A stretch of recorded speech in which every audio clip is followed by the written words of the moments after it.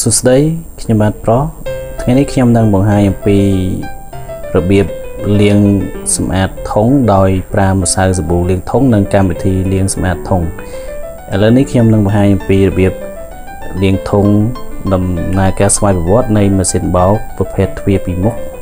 LG បាទអញ្ចឹងយើងចាប់ផ្ដើមចុចកម្មវិធីលាងធុងទី1យើងចុចបើកមកទី2យើងចុចប៊ូតុង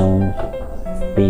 លាងធុងឲ្យវាចេញកម្មវិធីលាងធុងមកចេញ TCL គឺកម្មវិធីលាងធុងបាទឥឡូវនេះយើងមានសាប៊ូប្រភេទលាងធុងម្សៅរបៀបលាងធុងយើងចាក់ចូលទៅកន្លែងសាប៊ូម្សៅ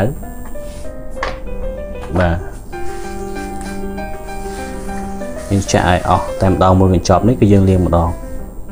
បាទ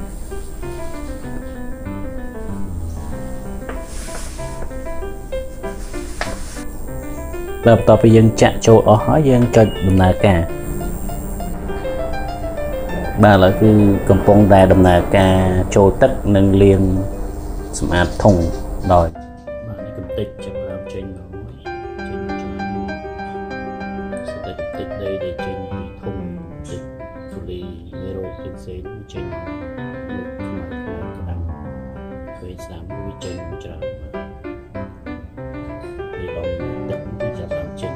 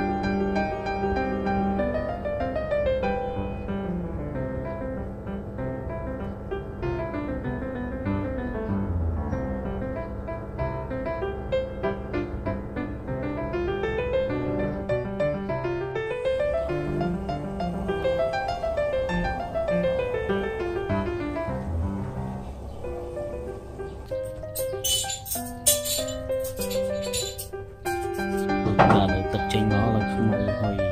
ដៃបាទលើចេញមកវានៅសល់